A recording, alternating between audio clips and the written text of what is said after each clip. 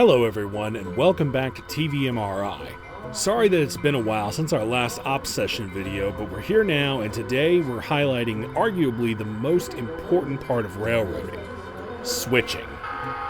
It's not just about running big heavy freight trains from point A to point B. There's also the parts played by the smaller, local freights that serve as the final delivery of product to the customers.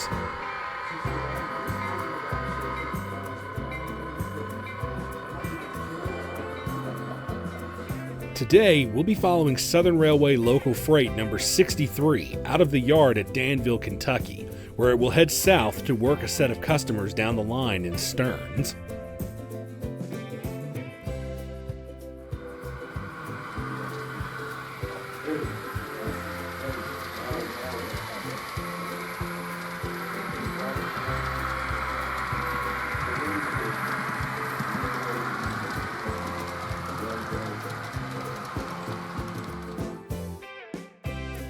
After arriving in Stearns, the train's engineer, Roy Masterson, explains some of the maneuvers that will take place in order to do his pickups and setouts. Okay, the only two cars that I'm picking up in Stearns are the two cars on the back track and the siding, and I'll be picking those up, but I've got some spots that I need to set out on this train. We use car cards for each of our pieces of rolling stock to help operators with switching at industry. Think of this as a train order list that's used on the real railroads. The first order of business involves cutting off the 2601 and running it around to the back end of the train. The caboose is uncoupled and repositioned to where it will be on the rear of the train for the return trip.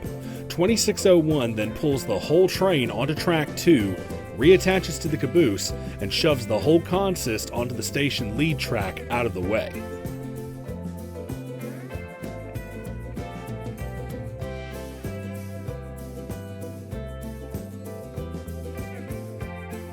The caboose is left out on the main while the rear three-most cars are cut off. The train moves back out onto the main and reattaches to the caboose on the other end of the siding.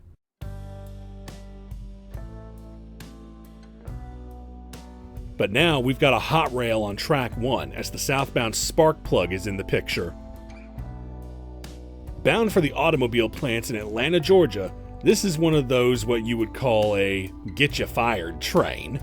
Make it late and it'll get you fired.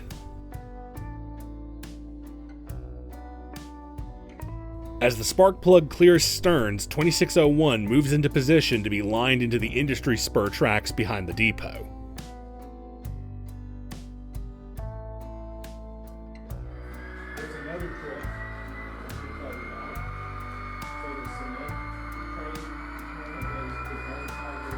The first cut to be pulled out are two boxcars and a flat car loaded with lumber.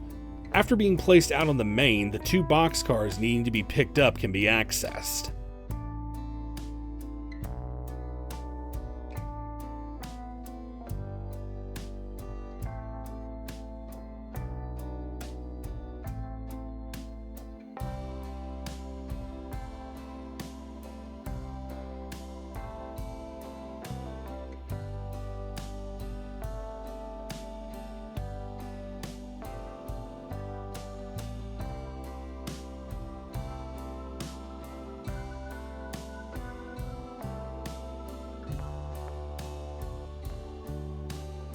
Once picked up, Roy moves them to the back of the train, still waiting in the station track.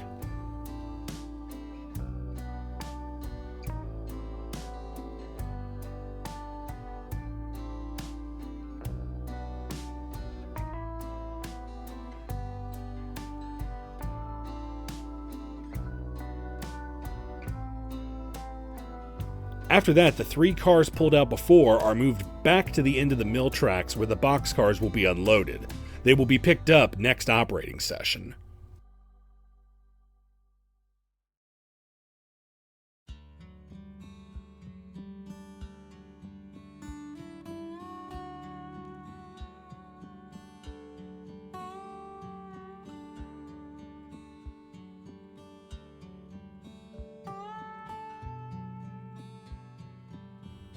Next up are the two bulkhead flat cars on our train that need to be dropped off for loading. 2601 shoves the train out onto the main and then brings the flat cars back into the station track so that the engine can run around them and prepare to shove them in.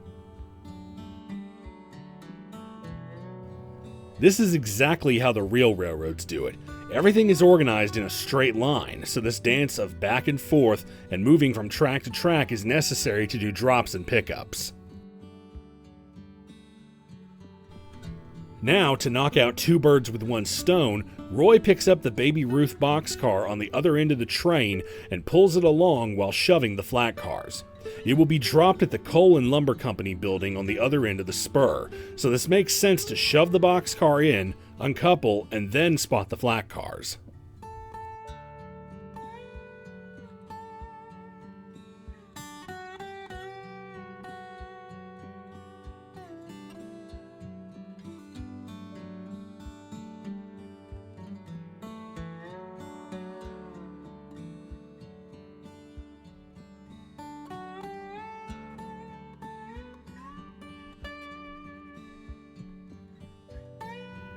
With all deliveries and pickups complete, 2601 moves back onto Main 2 to couple back up to the train.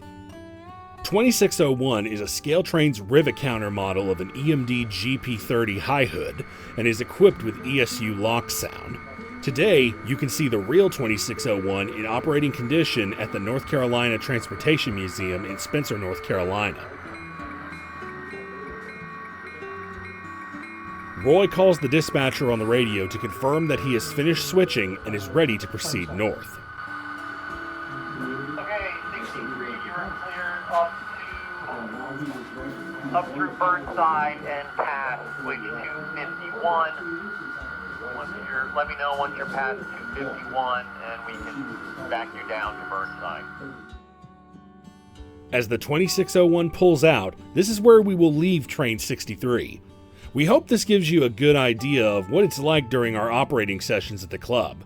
If you'd like more information, please check out our website at www.tvmri.org, and be sure to like the video and subscribe to the channel for more model railroading content like this. Thank you very much for watching, and have a good one.